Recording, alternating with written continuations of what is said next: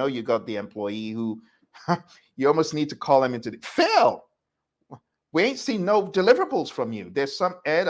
You work remote. Ed, tell us about this. Yeah, I was waiting for the alley oop on this one, Phil. Yes, I do. I do work remote, and for someone like myself who, fortunately and unfortunately, is a talker or someone that would love to engage in dialect, and so when I was working on site, it got to a point where my manager even came to me and said, "Hey, listen, you got all these people's coming up to your cubicle.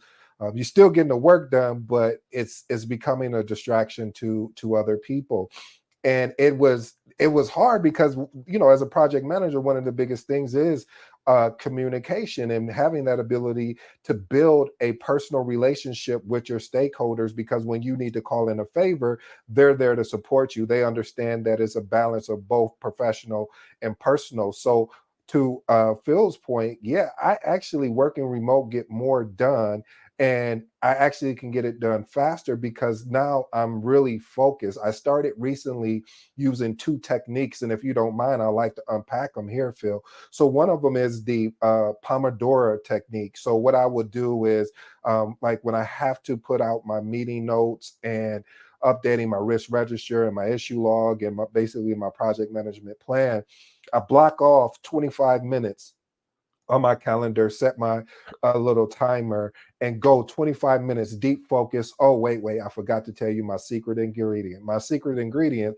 is putting my phone in do not disturb, because Mm. if you don't do that, I don't care who you are. You may be the most focused person in the world, but one of those things notifications could catch your attention. And at that point, you're stuck. Like, should I respond or should? So I eliminate all of that, so I don't have that tendency to do that. And literally, I really found out how valuable that has been to me as far as a project manager, having the ability to really just focus in on a thing. And I'm actually getting, there's certain times where I get things done faster. And then there's certain times where now I've got it done. Now I need to go look at something else because I need to do a deeper dive on it from more of because I work in cybersecurity. So it's like I need to do a deeper dive into the information that I'm looking at. And I have that window because I'm focused and I'm really locked in there.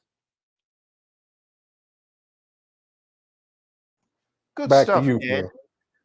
Thank you for bringing that up. That is such a brilliant technique to share with our people, because I know, what I get from a lot of firms is I have all this work to do. How do I focus on getting the right thing done at the right time? And there are two things. The first one is you got to be good with a product owner mindset to be able to prioritize. Then when you prioritize, as Ed said, then you need to go for the jugular. You got to go for the annoying little distractors. So you got to use the Pomodoro technique, right? And this technique, it breaks work down into intervals. And this is so helpful for those who are distracted.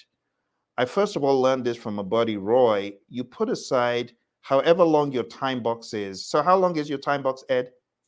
Actually, 25 minutes. 25 minutes. Yeah. 25 is a sweet spot because you got 5 minutes, before your top of the hour next Mm, meeting yeah. or whatever that might be. And you just go for it. And there's a way it works. And let's tackle the way it works very quick for those who haven't heard about it. So as Ed alluded to, you want to choose a task. They actually have these Pomodoro timers, these tomato timers. But what you use a phone, did you say, No, Ed? I actually use the app, the Pomodoro, like you said, the tomato Pomodoro timer. app?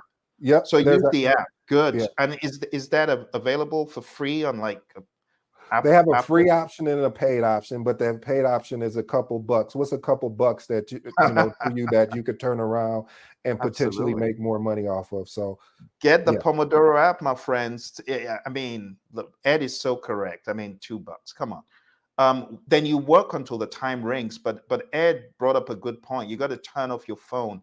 That's the piece they don't tell you, because if your phone is on or if notifications are on, you are going to get distracted and you're going to find yourself in the crazy Outlook pit, also or the crazy email pit. Don't do that. Shut everything off. If possible, maybe even go to a remote location where you cannot be reached intentionally, right? And then take a short break.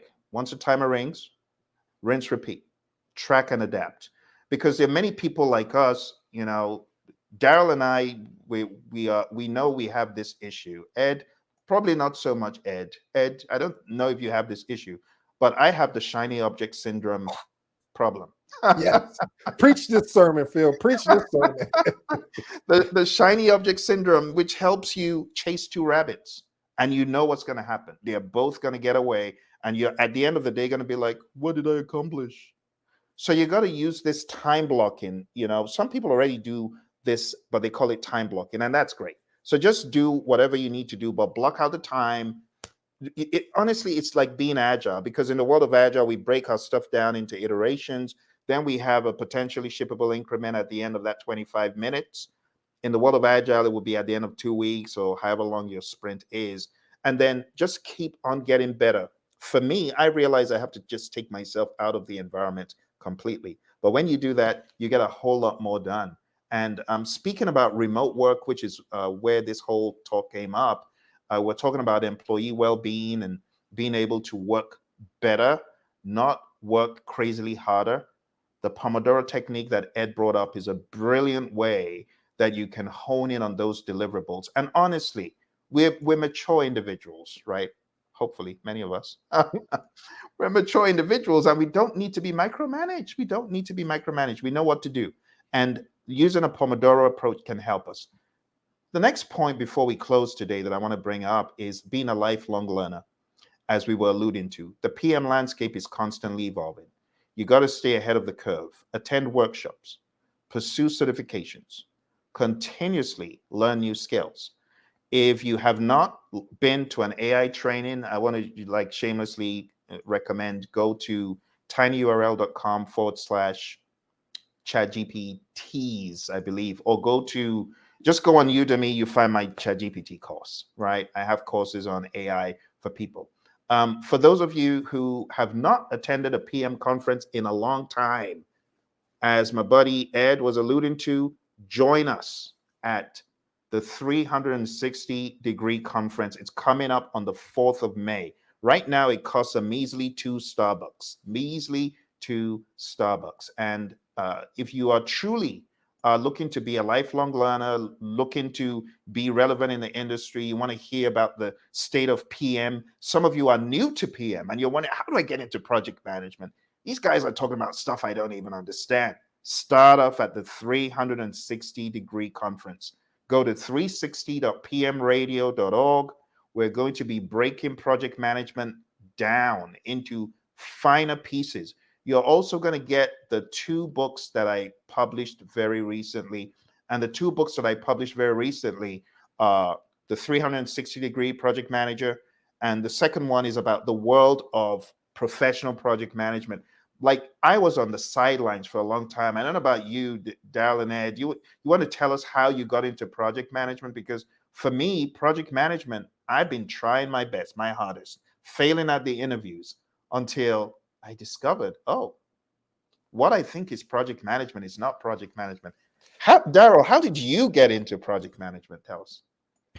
One of my mentors, sat me down and said, "Look, you have the skills and your resume. It it explains that you have project management experience. Why aren't you a PMP?" And that was my very first time in project management, and ever since then, I've been in love with it since that day. Fantastic. Ed, what about you? How did you get into this world? Well, Phil, I'm going to say something that's very controversial. So, Daryl and Phil, y'all might want to duck your heads on this. Yeah, yeah.